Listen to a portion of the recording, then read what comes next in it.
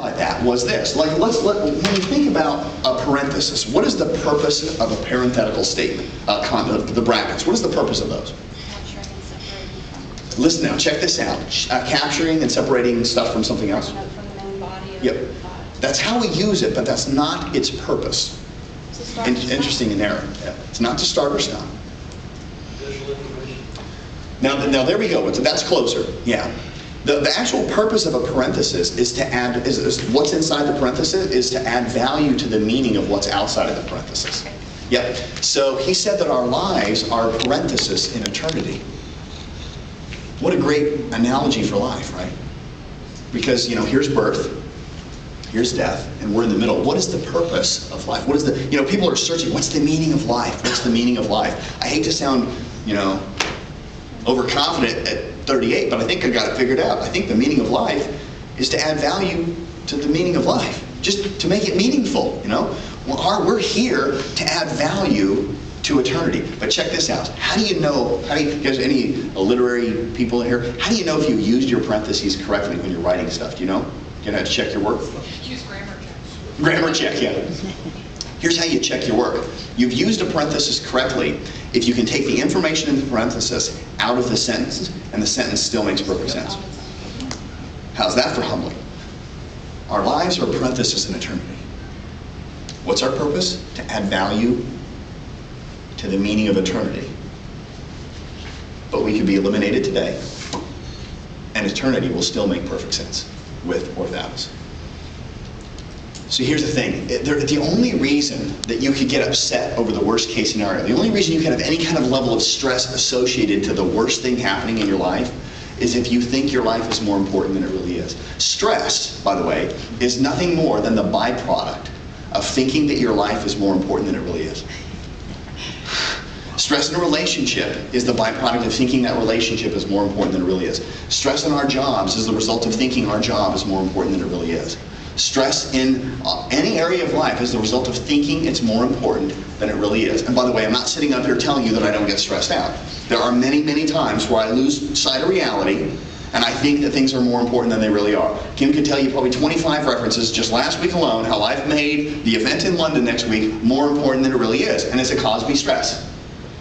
She goes, hell, it's caused me stress, right? So we do that, right? I'm not saying that this, I'm not saying I'm perfect by any means, but I do know that the only reason I'm feeling stress in any area of life is because I'm thinking it's more important than it really is. Because I promise you this, at the end of my day, at the end of my life, when I'm dead, I won't care whether I had 1,500, 15,000, or 15 people show up for that seminar. I'm not going to care. I know I'm not going to care. See, here's the thing. Stress. Actually, stress is the result of lack of perspective. That's really what we're talking about here.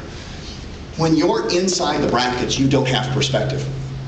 The only way you can have perspective is if you get outside the brackets. Look at it this way, right? Look at what stresses out a little kid, a toddler. What stresses out a toddler? Losing a toy. Having your toy broke, right? And does that freak out a little toddler? Yes, no? Oh man, they freak out. They're like, oh my God! They're freaking out. And as adults, which have perspective, we look at the kid and we go, oh, sweet child, if only you knew what a real problem is, you wouldn't be freaking out about this stuff right now, right? Well, and then that toddler grows up to become like a tween, 7, 8, 9, 10, 11-year-old. What stresses out a kid, a grade school kid? What stresses them out? What? Losing their iPod. Losing their iPod, yeah, not getting invited to a party. Not getting invited to a party, didn't get the favorite toy that I wanted to get, got picked last for kickball or something like that. And that stresses those kids out, right? We look at the problems of a 7, 8, 9, 10-year-old kid, they freak out. And we're like, oh, sweet child, if you only knew what a real problem was, you wouldn't be getting freaked out. It's not that big of a deal, but it's a big deal to them because they don't have the perspective that we do, right? Well, then they grow up, they go to high school. Now, what's the biggest stress agent of a high school kid normally? Zits. Yeah, pretty much. Yeah. Oh my God, I can't go to school. I gotta sit on my nose. I'm gonna call sick in today. Right? They freak out. But they didn't get asked for the prom, Maybe the weird ones, they didn't get a good grade, but for the most part, those are the things that stress out our kids, right? And as adults, we look at them and we go, oh, sweet child, if only you knew what a real problem was, you wouldn't get so freaked out about it. Well, then they get to college. Now they have more perspective, right? What's the biggest problem of a college kid? Yeah, what's my major? Where's the next kegger? What am I going to do with my life?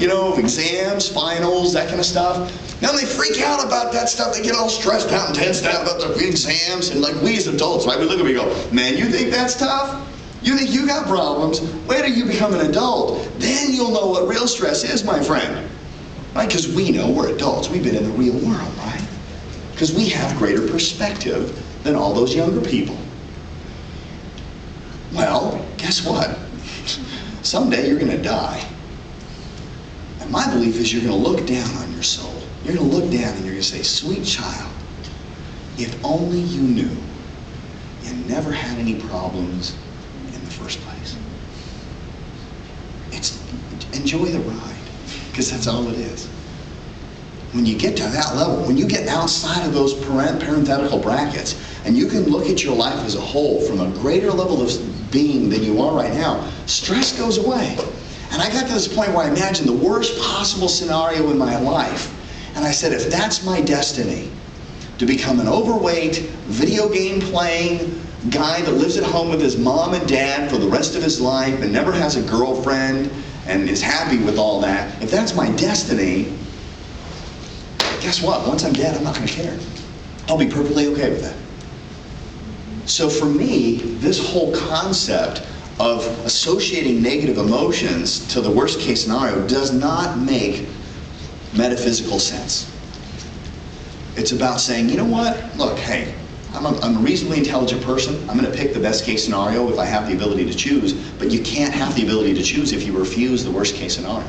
I'm not saying focus on it. I'm not saying dwell on it. I'm not saying meditate on the worst case scenario, but what I am saying is maybe we should just be okay with the worst case scenario.